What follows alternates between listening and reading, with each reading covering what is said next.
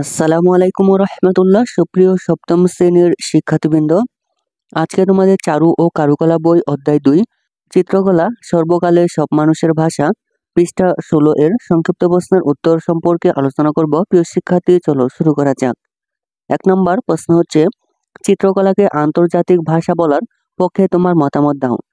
2 নম্বর প্রশ্ন হচ্ছে, তিনি শুধু চিত্রশিল্পী নন, একাধারে বহু আধুনিক বিজ্ঞানের আবিষ্কারক।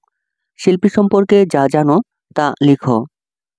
3 নম্বর প্রশ্ন হচ্ছে, শুধু চিত্রকলাই নয়, ভাস্কর্যও ছিল সমান পারদর্শী। শিল্পীর নাম ও শিল্পকর্ম সম্পর্কে সংক্ষেপে লেখো। 4 নম্বর প্রশ্ন হচ্ছে, ছবি আঁকার বিষয়বস্তু যথাযথভাবে সাজানো। এ মূল্যবান উদ্ভাবন কোন শিল্পী করেছিলেন, তার সম্পর্কে লেখো। প্রিয় শিক্ষার্থী, সংক্ষিপ্ত প্রশ্নের উত্তর তোমাদের দেখাচ্ছি, তা তোমরা দেখে নিতে পারো। চলো শুরু করা যাক। সপ্তম শ্রেণী চারু ও কারুকলা বই অধ্যায় 2 চিত্রকলা সর্বকালের সব মানুষের ভাষা পৃষ্ঠা 16 পর্ব 2 সংক্ষিপ্ত প্রশ্নের উত্তর। প্রশ্ন 1, চিত্রকলাকে আন্তর্জাতিক ভাষা বলার পক্ষে তোমার মতামত দাও। 1 নং প্রশ্নের উত্তর হচ্ছে, এক এক দেশের ভাষা, সংস্কৃতি ও জীবনযাপন প্রণালী এক এক রকম। অন্য দেশের বা অন্য ভাষাভাষীদের জন্য সেগুলো বোঝা অনেক সময় কঠিন হয়ে পড়ে। কিন্তু চিত্রকলার মাধ্যমে বহু যুগ পরেও কোনো দেশের বা সময়ের সংস্কৃতি অন্য দেশের মানুষের জন্য অনায়াসে বদ্ধ হয়। ভাষা না জানলেও ছবি দেখে একজন মানুষের অনুভূতি, ভাষা ও সংস্কৃতি অনেকে সহজে বুঝতে পারে। এভাবে ছবি বা চিত্রকলার ভাষা দিয়ে বিশ্বের বিভিন্ন দেশ, জাতি, সংস্কৃতি ও প্রাকৃতিক পরিবেশের বিবরণ জানা যায়। তাই চিত্রকলাকে আন্তর্জাতিক ভাষা বলা যায়। প্রশ্ন 2, তিনি শুধু চিত্রশিল্পী নন, একাধারে বহু আধুনিক বিজ্ঞানের আবিষ্কারক। শিল্পী সম্পর্কে যা জানো লেখো। 2 নং প্রশ্নের উত্তর হচ্ছে, তিনি শুধু চিত্রশিল্পী নন, একাধারে বহু আধুনিক বিজ্ঞানের আবিষ্কারক। এই উক্তিটি লিওনার্দো দা ভিঞ্চি সম্পর্কে বলা হয়েছে।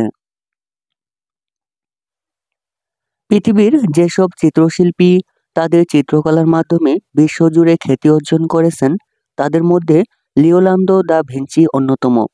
তিনি 1452 সালে ইতালির ভিঞ্চি নামক শহরে জন্মগ্রহণ করেন। তিনি মানবদেহের সৌন্দর্য ও গঠনকে সঠিকভাবে চিত্রে ফুটিয়ে তোলার জন্য মৃতদেহ কেটে পরীক্ষা নিরীক্ষা করতেন। চিত্রকলার পাশাপাশি বিজ্ঞানের প্রতিও তার গভীর আগ্রহ ছিল। তিনি আকাশে উড়ন্ত পাখির গতি ও ভারসাম্য পর্যবেক্ষণ করে বর্তমান যুগের উড়োজাহাজের মতো উড়ন্ত যন্ত্রের নকশা তৈরি করেছিলেন। এই মহান শিল্পী 1519 সালের 2 মে 67 বছর বয়সে মৃত্যুবরণ করেন। প্রশ্ন 3, শুধু চিত্রকলাই নয়, ভাস্কর্যও ছিলেন সমান পারদর্শী। শিল্পীর নাম ও শিল্পকর্ম সম্পর্কে সংক্ষেপে লেখো। 3 নং প্রশ্নের উত্তর হচ্ছে, শুধু চিত্রকলাই নয়, ভাস্কর্যও ছিলেন সমান পারদর্শী। এই গুণের অধিকারী শিল্পী হলেন মাইকেল অ্যাঞ্জেলা। তিনি ছিলেন চিত্রকলার পাশাপাশি ভাস্কর্য ও স্থাপত্যকলার এক অনন্য স্রষ্টা। মানবদেহের সঠিক গঠন অনুধাবনের জন্য তিনিও মৃতদেহ কেটে পরীক্ষা নিরীক্ষা করতেন। তার বিখ্যাত ভাস্কর্যগুলোর মধ্যে রয়েছে লা পিয়েতা, ডেভিড এবং বন্ড স্ল্যাব। তিনি ধাতু ও পাথর দিয়ে এই মূর্তিগুলো তৈরি করেন। ভাস্কর্যের পাশাপাশি চিত্র অঙ্কনেও তিনি নতুনত্ব আনেন। ভ্যাটিকানের সিস্টাইন চ্যাপেলের ছাদে তার আঁকা আদমকে জীবনদানের চিত্র আজও বিশ্বজুড়ে বিস্ময়ের কারণ। প্রশ্ন 4, ছবি আঁকার বিষয়বস্তু যথাযথভাবে সাজানো। এই মূল্যবান উদ্ভাবন কোন শিল্পী করেছিলেন, তার সম্পর্কে লেখো। 4 নং প্রশ্নের উত্তর হচ্ছে, ছবি আঁকার বিষয়বস্তু যথাযথভাবে সাজানো। এই মূল্যবান উদ্ভাবন করেছিলেন খ্যাতিমান শিল্পী রাফায়েল সানজিও। তিনি 1483 সালে ইতালির আরবিনো নামক পার্বত্য শহরে জন্মগ্রহণ করেন। পিতার কাছে তার চিত্রাঙ্কনের হাতেখড়ি হয়। পরে 16 বছর বয়সে তাকে খ্যাতিমান শিল্পী পেরুজিনোর কাছে পাঠানো হয়। 3 বছরের মধ্যেই তিনি শিল্প সমাজে পরিচিতি লাভ করেন। তিনি অসংখ্য চিত্রকর্ম সৃষ্টি করেছেন।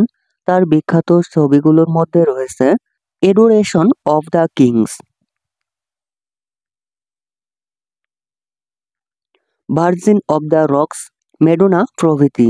রাফায়েল ছবির বিষয়বস্তু সাজানোর নতুন নিয়ম তৈরি করেন, যা পরবর্তী রেনেসাঁস চিত্রশৈলীতে নতুন মাত্রা যোগ করে।